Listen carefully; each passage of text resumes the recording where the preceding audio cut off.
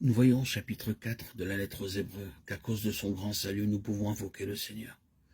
Approchons-nous donc avec assurance du trône de la grâce, afin d'obtenir miséricorde et de trouver grâce pour être secourus dans nos besoins. Hébreux 4,16. Nous considérons qu'en nous sauvant, Dieu a un dessein élevé et vaste, à savoir de faire de nous des princes et des rois de la nouvelle création à venir. Tous ceux qui ont été rachetés par le sang précieux du Seigneur Jésus-Christ ont ce privilège. Et il chantait un cantique nouveau en disant « Tu es digne de prendre le livre et d'en ouvrir les sceaux, car tu as été immolé et tu as racheté pour Dieu par ton sang des hommes de toute tribu, de toute langue, de tout peuple et de toute nation. Tu as fait d'eux un royaume et des sacrificateurs pour notre Dieu, et ils régneront sur la terre. » Apocalypse 5, 9, 10. C'est dans ce but que le Seigneur dispense sa grâce pour tous nos besoins, nos insuffisances et nos faiblesses. Nous pouvons la recevoir en nous présentant devant son trône de grâce. Quelles que soient nos épreuves, nos tentations, nos afflictions et nos peines, sa grâce nous suffit. Notre besoin peut être semblable à une haute montagne, et cependant le Seigneur Jésus-Christ lui-même nous invite à nous approcher avec hardiesse devant son trône de grâce par la foi. C'est pourquoi nous devons toujours apprendre davantage au sujet de la grâce de Dieu et comment nous pouvons nous en emparer et en jouir. En premier lieu, nous ne pouvons commencer la vie chrétienne qu'avec le concours de sa grâce, et non pas par quelques qualifications humaines. Dieu exige une justice éternelle. Il n'y a aucune comparaison possible entre la justice de Dieu et la nôtre. Aucun d'entre nous ne dispose de la moindre qualification pour recevoir ce grand salut. Ce n'est que par la grâce de Dieu et par notre foi dans l'efficacité du sang précieux du Seigneur Jésus-Christ que nous pouvons entrer en possession de ce salut et témoigner de la gloire et de la grâce de Dieu. Nous qui étions morts par nos enfances, nous a rendus à la vie avec Christ.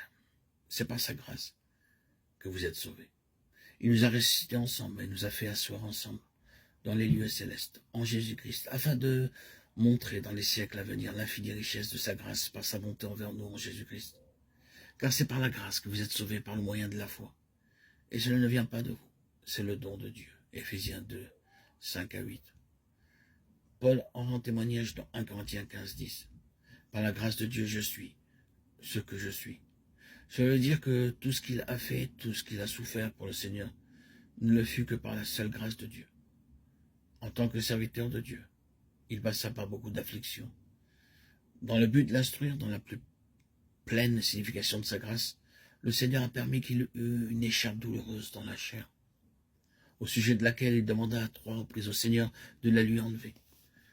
Nous ne connaissons pas la nature de cette écharpe, mais elle était très pénible. La réponse de Dieu fut celle-ci: « Ma grâce te suffit. » Plus tard, il rend le témoignage suivant. « C'est pourquoi je me plais dans les faiblesses, dans les outrages, dans les calamités, dans les persécutions, dans les détresses pour Christ. Car quand je suis faible, c'est alors que je suis fort. » Nous voyons ainsi que toutes nos peines sont permises par Dieu pour nous enseigner la signification de sa grâce et pour nous permettre d'en jouir. Même le plus faible croyant au monde peut devenir fort en proclamant sa grâce. Il n'est pas nécessaire que nous soyons tristes ou abattus à cause de nos faiblesses et de nos limitations, car nous avons un libre accès au trône de la grâce. Le Seigneur a traversé en notre faveur toutes les tentations possibles, et il est demeuré cependant sans péché. C'est pourquoi il intercède maintenant en notre faveur pour toutes nos faiblesses humaines. Quand je vois que les forces diminuent et que la tentation devient trop forte, lorsque ma foi baisse de plus en plus et que le doute remplit mon cœur, je dis: Seigneur Jésus-Christ, tu es mon souverain sacrificateur. Veuille donc intercéder en ma faveur et relève-moi. Accorde-moi maintenant ta grâce abondante. Et il me donne alors la hardiesse, la foi et la force. Veuillez donc accomplir votre vocation céleste.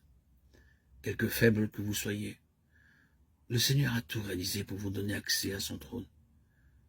Si vous avez quelques doutes, revendiquez le ministère d'intercession du souverain sacrificateur, le Seigneur Jésus-Christ. Croyez qu'il s'est trouvé en présence des mêmes tentations que vous. Il connaît votre situation et sa grâce vous suffit amplement.